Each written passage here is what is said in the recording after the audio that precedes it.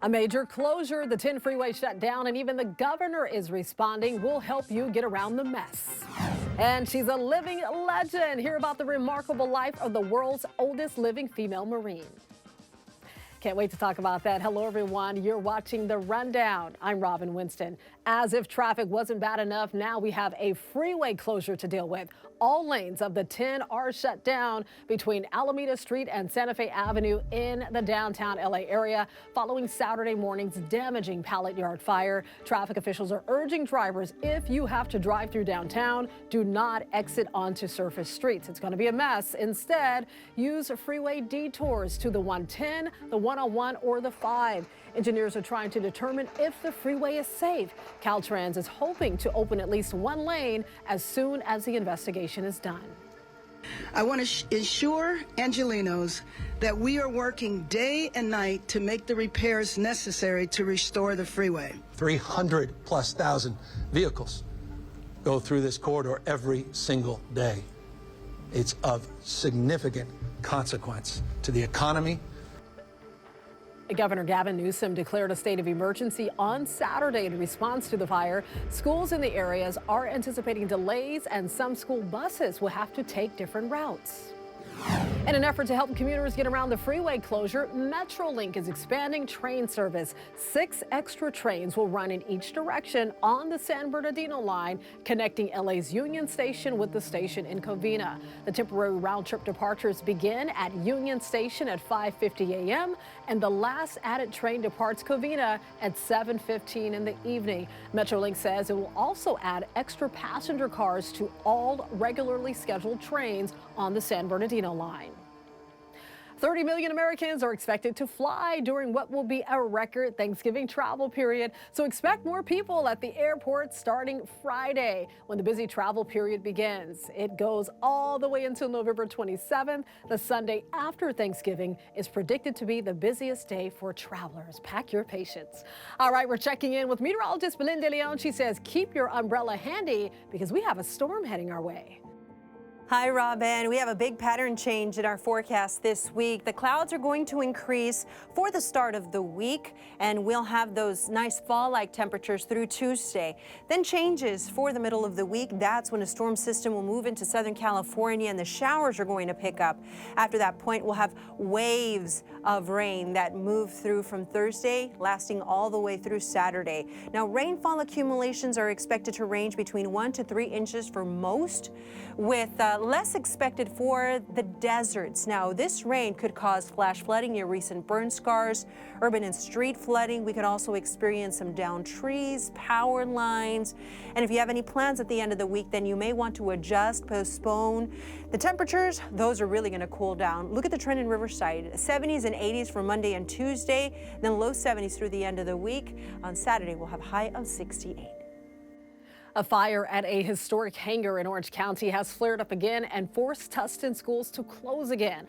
Part of the hangar reignited on Saturday, 4 days after that massive fire broke out. We spoke with the mayor of Tustin to find out how long this fire could burn.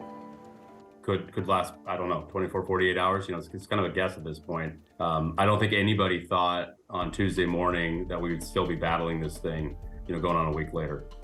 Asbestos has been detected in the debris, so people are being told to stay inside. The mayor says some schools in the area may reopen Tuesday, but it will all depend on the air quality.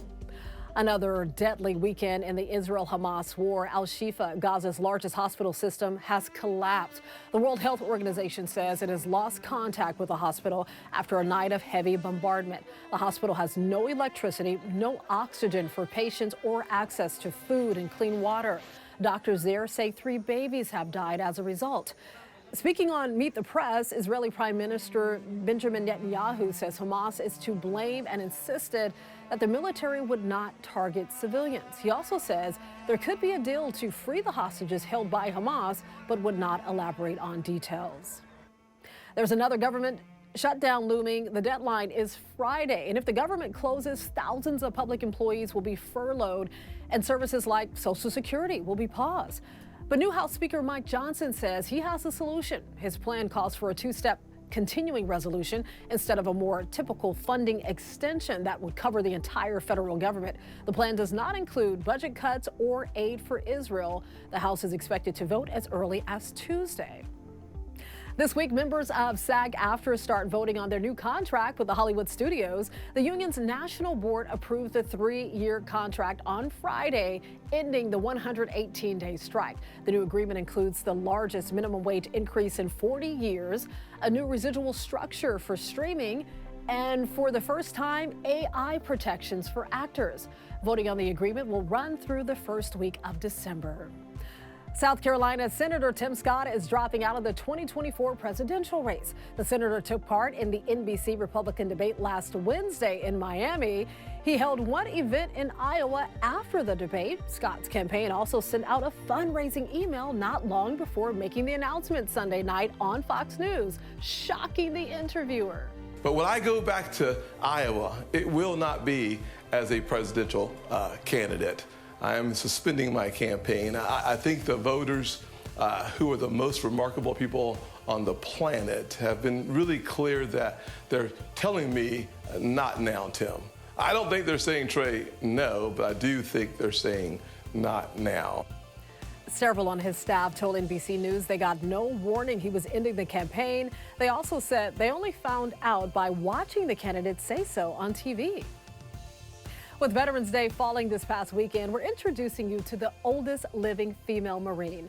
104-year-old Betty Prince Sims served during World War II, teaching men how to shoot while flying, a rare role for women at the time. NBC's Alice Barr has more on the ceremony in D.C. honoring her as a living legend. At 104 years old, Betty Prince Sims is still on a lifelong mission.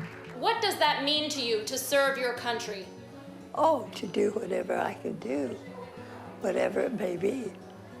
If it's taking out the garbage can, then I'll do it. The World War II veteran honored as the oldest living woman Marine. Hereafter recognized as a Military Women's Memorial Living Legend for exemplary military service. Princey, as she's known, volunteered after Pearl Harbor and became a fixed gunnery instructor, teaching men how to shoot while flying, a rare and often unwelcome role for women at the time. She admitted that it was tough, and then that was it, you know, so she is strong.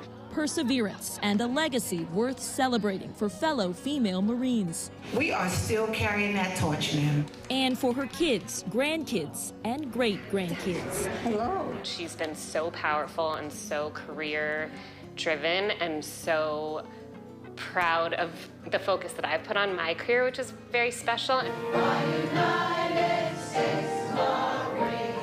A music teacher for decades, Princey recently wrote a song to teach children about democracy, living not for the past, but for this country's future. She is a real patriot. A patriot with a new namesake, Princey the therapy dog from the Warrior Canine Connection. But wait, she's my dog. It's a lot of fuss to the woman at the center of the celebrations. Things that I did were just normal things that everybody for the war effort did. But the generations that follow know she represents the greatest. In Washington, Alice Barr, NBC News. Very nice.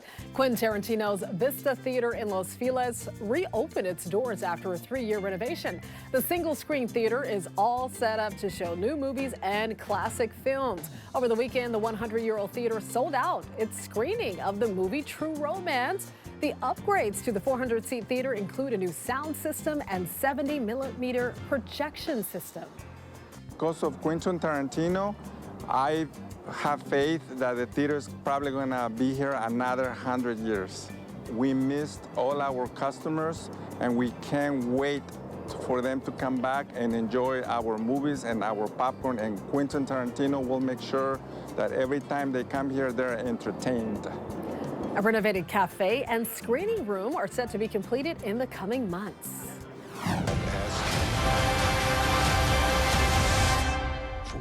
The Marvels was #1 at the box office this weekend, but it only pulled in $47 million in its first weekend at theaters.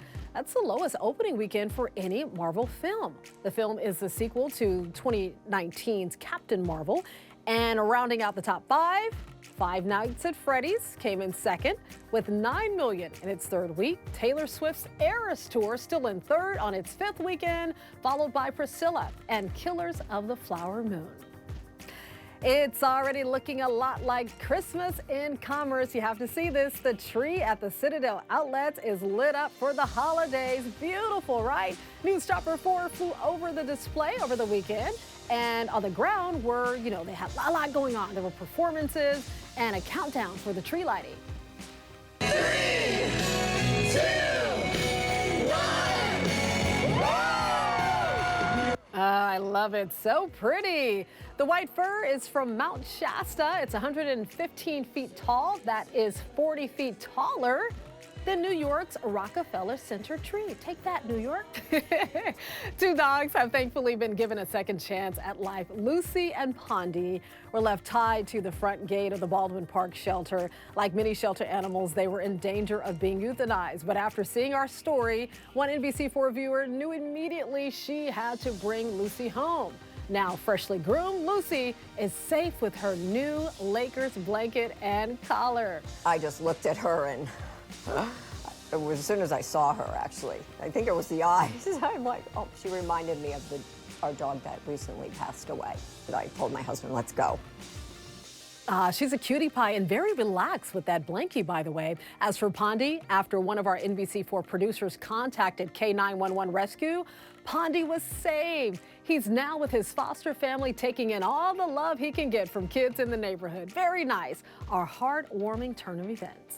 You can always get news and weather updates on the NBCLA app and our website, NBCLA.com. And be sure to tune into Today in LA on NBC4, weekdays 4 to 7 a.m. I'll be helping you get around with traffic reports throughout the morning. I'll see you next time on The Rundown.